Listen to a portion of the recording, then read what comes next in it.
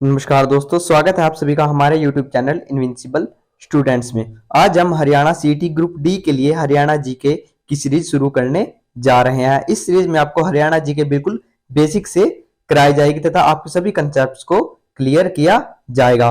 तो वीडियो शुरू करने से पहले ही अगर आप हमारे चैनल पर नए आए हैं तो हमारे चैनल को सब्सक्राइब कर दीजिए और लाइक कर दीजिए। तो आज हम हरियाणा की भौगोलिक एवं प्रशासनिक स्थिति से इस सीरीज को शुरू करते हैं। तो हरियाणा है जो वो भारत के उत्तर पश्चिमी भाग में स्थित है। तो जो हम सब कुछ है वो मानचित्र के माध्यम से जानेंगे। तो हरियाणा उत्तर पश्चिमी भाग में स्थित है। तो ये नॉर्थ, साउथ, ईस्ट और वेस्ट हमारी जो दिशाएं हैं। तो जो वो हरियाणा है वो नॉर्थ वेस्ट यानी उत्तर पश्चिमी भाग में स्थित है भारत के। अब जानते हैं हरियाणा का अक्षांशीय और देशांतरीय विस्तार। जो अक्षांशीय या देशांतरीय जो है लाइन है ये केवल काल्पनिक रेखाएं हैं, ये मानचित्र पर ही दर्शाई जाती हैं, वास्तविक में ऐसी कोई रेखाएं नहीं है। जो अक्षांशीय रेखाएं या देशांतरीय रेखाएं हैं उसके माध्यम से हम किसी स्थान की लोकेशन को भी जान सकते हैं। तथा जो कटिबंध है, उष्ण कटिबंध, उपोष्ण, शीतोष्ण कटिबंध है, वो अक्षांशीय रेखाओं के माध्यम से ही दर्शाए जाते हैं। तथा देशांतरीय रेखाओं के जो विस्तार है या उनके माध्यम से हमारे जो टाइम जोन है, जो समय है, वो बनाया जाता है। तो इसी प्रकार जो हरियाणा का अक्षांशीय विस्तार है वो 27 डिग्री 39 से 30 डिग्री 55 मिनट उत्तरी देशांतर है। तो जो हमारी मैप पर जो इस प्रकार की मानचित्र पर रेखाएं होती है ये हमारी अक्षांशीय रेखाएं हैं। और जो ये खड़ी वाली रेखाएं होती हैं ये होती हैं हमारी देशांतरीय रेखाएं। और ये एक ग्रिड बनाती है किसी भी स्थान की लोकेशन को, जिसके द्वारा हम जान सकते हैं। तो जो अक्षांशीय रेखाएं हैं वो है हमारी 27 डिग्री 39 मिनट से 30 डिग्री 55 मिनट। और जो हमारी देशांतरीय रेखाएं हैं वे 74 डिग्री 28 मिनट से 77 डिग्री, जो हमारे यहां पर बनेगी 77 डिग्री 36 मिनट पूर्वी देशांतर। 27 से 30 डिग्री उत्तरी देशांतर और 74 से 77 डिग्री पूर्वी देशांतर हमारी अक्षांशीय व देशांतरीय विस्तार है। इसी प्रकार जो भारत का अक्षांशीय विस्तार है वो 8 डिग्री 4 मिनट से 37 डिग्री 6 मिनट। जैसे जो ये रेखाएं है यहाँ 8 डिग्री 4 मिनट से यहाँ पर जो यहाँ पर है वो 37 डिग्री 6 मिनट हमारा अक्षांशीय। और जो हमारा देशांतरीय विस्तार वो 68.7 पूर्वी देशांतर से 97.25 पूर्वी देशांतर। ये हमारा भारत का अक्षांशीय व देशांतरीय विस्तार है। और जो हरियाणा का कुल क्षेत्रफल वो है 44,212 वर्ग किलोमीटर। यानी अगर भारत का कुल क्षेत्रफल है वो है 32,87,263 वर्ग किलोमीटर। हरियाणा जो भारत का कुल क्षेत्रफल है इसमें से 44,212 वर्ग किलोमीटर हरियाणा का क्षेत्रफल है। अगर भारत के क्षेत्रफल को 100% मान लिया जाए तो उसमें से केवल 1.34% ही हरियाणा का क्षेत्रफल है। आगे चलते हैं। सीमावर्ती राज्य यानी जो हरियाणा जिन राज्यों के साथ अपनी सीमा साझा करता है। तो हरियाणा है वो 5 राज्यों के साथ अपनी सीमा साझा करता है तथा उसमें 5 राज्य और 2 केंद्र शासित प्रदेशों के साथ सीमा साझा करता है। तो उत्तर में ये नॉर्थ, ईस्ट, साउथ, वेस्ट। तो उत्तर में है हिमाचल प्रदेश, हरियाणा के उत्तर में है। आप देख सकते हैं मैप के माध्यम से जो उत्तर है यहां पर है ये हिमाचल प्रदेश है। तथा दक्षिण में हमारे राजस्थान है। तथा पूर्व में उत्तर प्रदेश और जो उत्तर पश्चिम है वहां पर है पंजाब। पूर्व में उत्तराखंड भी है तथा दिल्ली भी है। तो इन राज्यों के साथ जो हरियाणा है सीमा साझा करता है। उत्तर में हिमाचल प्रदेश, दक्षिण में राजस्थान, पूर्व में उत्तर प्रदेश, दिल्ली, उत्तराखंड, उत्तर पश्चिम में पंजाब एवं चंडीगढ़। यानी 5 राज्य हैं और 2 केंद्र शासित प्रदेश हैं जिनके साथ हम सीमा साझा करते हैं। सबसे उत्तरी जिला, जो हरियाणा का सबसे उत्तरी जिला है वो है पंचकुला। नॉर्थ, साउथ, ईस्ट और वेस्ट। अगर आप कभी किसी मानचित्र को देखते हैं, पहले उसकी दिशाओं को माप लीजिए, जैसे नॉर्थ हो गया, साउथ, ईस्ट, वेस्ट। उसके माध्यम से हम स्थान का सही पता लगा सकते हैं। जैसे नॉर्थ में है पंचकुला, जो सबसे उत्तरी राज्य है वो हरियाणा का कौन सा हो गया जिला, वो पंचकुला। और सबसे दक्षिणी हो गया नूह मेवात, पूर्वी हो गया यमुनानगर और पश्चिमी सिरसा।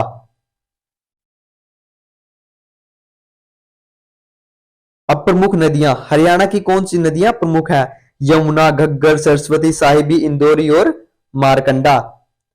तो ये हरियाणा की जो रिवर्स है उनका एक मानचित्र है।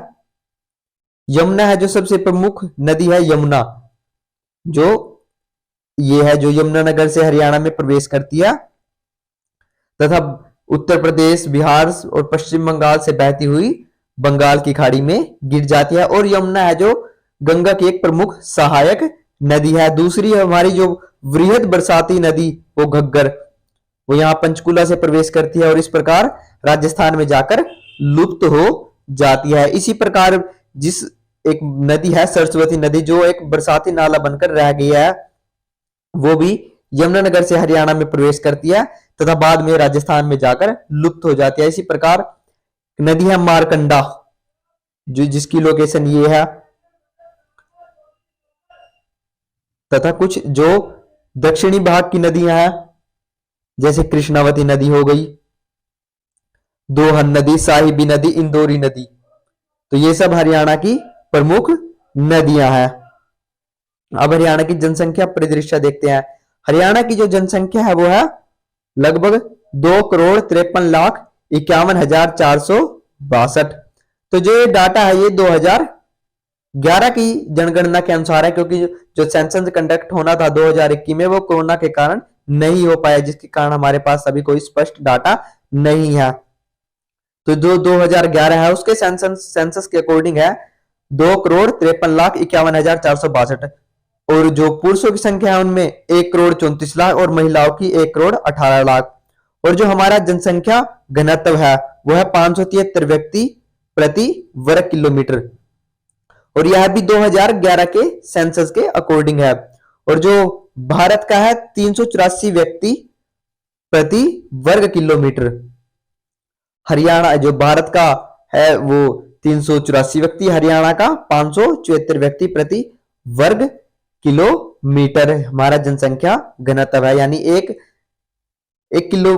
वर्ग किलोमीटर में रहने वाले लोगों की संख्या। लिंगानुपात, वैसे तो हरियाणा लिंगानुपात में एक पिछड़ा राज्य था, परंतु बेटी बचाओ बेटी पढ़ाओ अभियान जो हरियाणा के पानीपत से शुरू किया गया था उसके बाद निरंतर से हरियाणा के लिंगानुपात में सुधार हो रहा है। और 2011 की जनगणना के अनुसार जो 800 था वो वर्तमान में 917 हो गया है। लिंगानुपात क्या है? प्रति 1000 व्यक्तियों पर स्त्रियों की संख्या, यानी इसको मापते हैं प्रति 1000 जो पुरुष हैं उन पर स्त्रियों की संख्या कितनी है, तो ये इसको लिंगानुपात को ऐसे मापते हैं। तथा साक्षरता दर है वो हरियाणा की 76.6% है। यानी अगर हरियाणा में 100 लोग हैं तो उनमें से लगभग 76 लोग साक्षर है। और साक्षरता दर को मापने का जो तरीका है वो है, जो अगर कोई व्यक्ति 7 वर्ष या उससे अधिक आयु का है, वह अपनी भाषा को पढ़ना, लिखना, बोलना व अंक गणितियां करना जानता हो तो उसे साक्षर व्यक्ति माना जाता है। 7 या उससे अधिक उम्र का व्यक्ति जो अपनी भाषा को लिखना, पढ़ना तथा अंक गणितियां करना जानता हो। और जिसमें से पुरुष साक्षरता है 85%, यानी अगर 100 पुरुष है तो उनमें से 85 पुरुष साक्षर है, तथा महिला साक्षरता दर है वो 66.8%। हरियाणा का प्रशासनिक, अब इसका प्रशासनिक पीछा देखते हैं। जो हरियाणा का नाम है, जो राज्य का प्रमुख नाम हरियाणा है, इसकी स्थापना 1 नवंबर 1966 को हुई। हरियाणा राज्य का जो नाम का अर्थ है वो हरि का निवास, और इसकी राजधानी चंडीगढ़ है। अब जानते हैं कि 1 नवंबर 1966 को हमें पंजाब से अलग कर एक अलग राज्य बना दिया गया था, तथा दोनों राज्यों की जो राजधानी है वो जो हमारी केंद्र शासित प्रदेश चंडीगढ़ है उसको बना दिया गया था।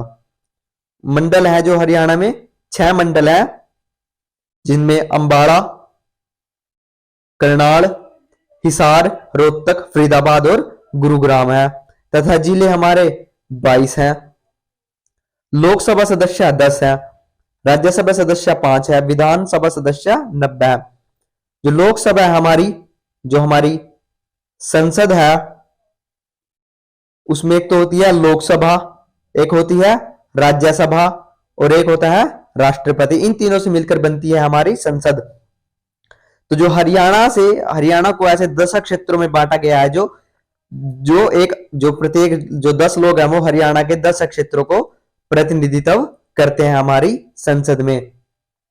और राज्यसभा की है जो 5 सीटें हैं, जो जैसे विधान जो सभा है उनसे चुनकर जाते हैं राज्यसभा के सदस्य, जो संसद में राज्यसभा का प्रतिनिधित्व करते हैं। इसी प्रकार जो हमारी विधानसभा है, जैसे ऊपर संसद है, इसी प्रकार होती है विधान मंडल, जिसमें विधानसभा, विधान परिषद तथा राज्यपाल से मिलकर बनी होती है। उसमें हमारे जो है विधानसभा के सदस्यों की संख्या है 90 और प्लस 1 जो मनोनीत किया जाता है राज्यपाल द्वारा। तो लोकसभा सदस्य 10 है, राज्यसभा 5 है और विधानसभा सदस्य 90 है।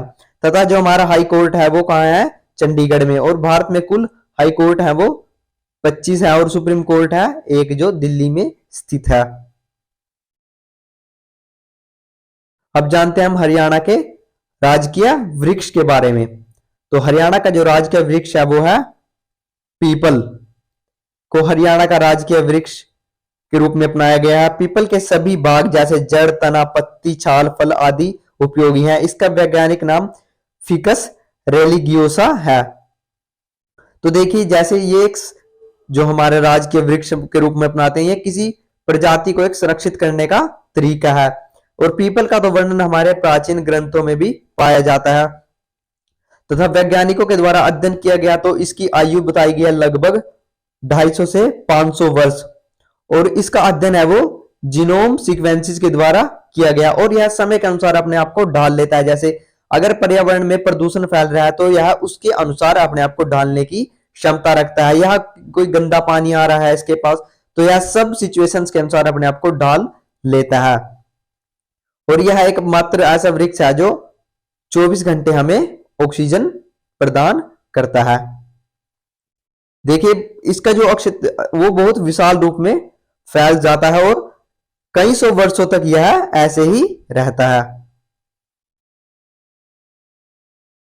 अब हमारा देखते हैं राजकीय पुष्प।